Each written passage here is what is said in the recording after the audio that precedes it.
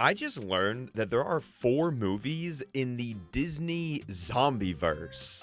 There's also 4 movies in the Descendants of the Kids of Famous Villains verse too, which sparked my curiosity, so naturally I had to watch the movie that started the whole zombie franchise. And honestly, what's more fun than picking apart a movie made for kids? The answer is nothing. Really, it's pretty fun. You should try it sometime. The movie opens with a history lesson about our fictional town of Seabrook. Basically, life was perfect until it wasn't because of an incident involving lime soda that created the zombies. And like all zombies, they were brain-hungry monsters, so Seabrook built a wall to keep them out, and now a lot has changed in the last 50 years. That's mainly because of these things called Z-bands that send electromagnetic pulses into the zombies to stop them from wanting brains, or at least human brains. We meet our main zombie character Zed, who tells us that today is the first day zombies get to attend human high school. Our other main character is human girl Addison, a cheerleader who tells us that if you make the cheer team, you're the most popular kid in school. She also tells us that she's completely normal, except for one small, hideous, terrible, disgusting secret she's keeping. Her hair is actually white, and people in Seabrook hate anything that's different. It also turns out that cheer is crazy important in Seabrook, and this guy Bucky is a local celebrity because of his sick cheer abilities. The first day of high school kicks off, and all the zombies are told to stay in the basement, and the school's janitor is also their teacher. Naturally, Zed sneaks out, sets off the zombie alarm, and has an awkward meet-cute with Addison that involves her punching him in the face. Okay, but I do really love that during the cheer tryouts, this one girl gets in front of the crowd, and they just start booing her before she even does anything. That's actually kind of funny. After the cheer tryouts, Bucky says that the zombies are threatening cheer, all while he makes really weird faces. He kind of looks like the kid in class who thinks he's super funny, but everyone secretly just wants him to shut the fuck up. That's these kind of faces. Addison makes the team, but part of joining the cheer team involves going to Zombie Town and egging a house. And during this, Addison says that she didn't realize zombies had it so bad. You would have had to driven through the giant wall that divides their side of town to yours. Not to mention, all of their houses look like they were made from the junkyard, you dummy. The Mighty Shrimp hold a pep rally. Yeah, no, that's the school's mascot. It's a shrimp for some fucking reason. And during this pep rally, one thing leads to another, and Zed's Z-band goes unstable, allowing him to be super strong and also catch Addison. This results in him being able to join the football team and the zombies being able to eat in the cafeteria, which makes Bucky even more mad. Meanwhile, our teen romance blossoms as Addison tells Zed she wears a wig and how they're both equally different. Then, they sing about it in the zombie safe room where they first met. After that, Zed plays in his first high school football game, and for a school all about cheer, it's kind of funny that their football field looks like shit. Because you see this super famous cheer squad and you hear about how everyone in town cares about it, and then the field just looks like this? The Mighty Shrimp get their booties kicked in the first half of the game, so Zed gets his friend to tamper with his Z-band to give him a Zom boost again, which is what he calls it, a Zom boost. This helps him plow through the other players, kick the ball into space, and ultimately win the game with a little PG hug action at the end, wink wink.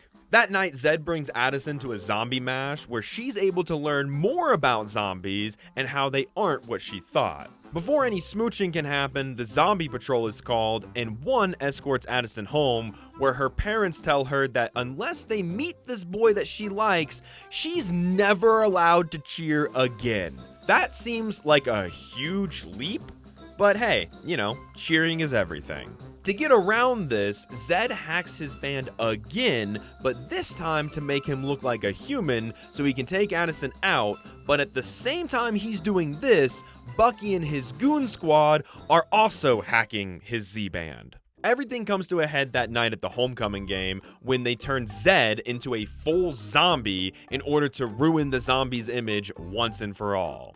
And what that really means is all of the zombies get arrested, even though they're all freshmen in high school, so like 14. Then the white girl gives a speech about how people shouldn't judge others for being different.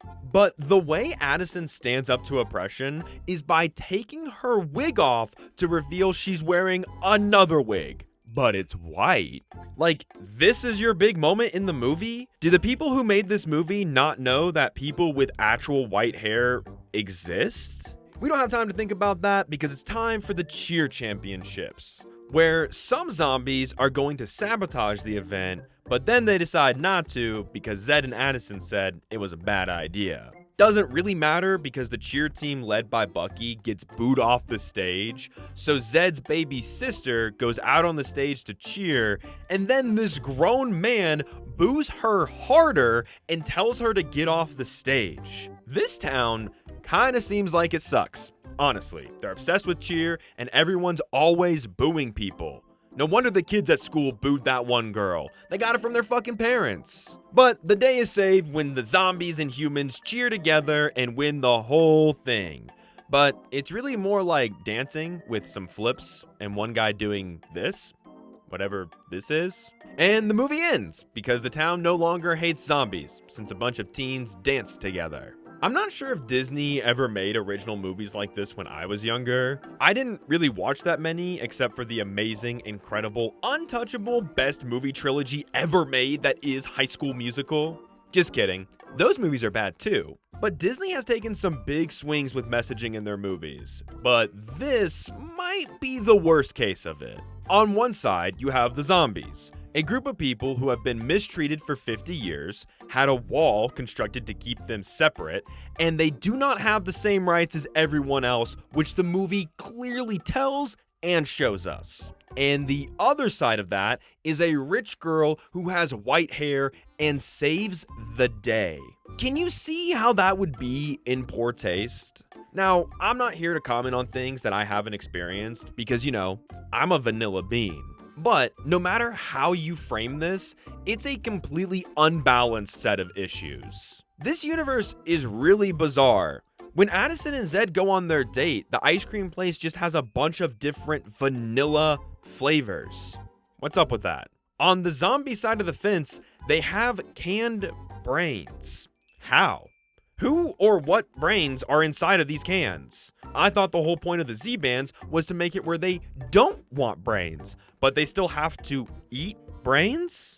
Did we create artificial brains for the zombies? If that's the case, why are people so scared of them eating their brains if they can literally buy brains down at Walmart? Also, if tampering with the Z-Bands gave the zombies super strength, there is no way the US government would not be getting their grubby little paws on that power. Also, the zombies are advanced enough to have their own language, but we also know that at some point zombies were running around killing people, and how a town banded together to slap wristbands on brain-eating zombies instead of nuking the place and starting over sounds like a way more interesting story.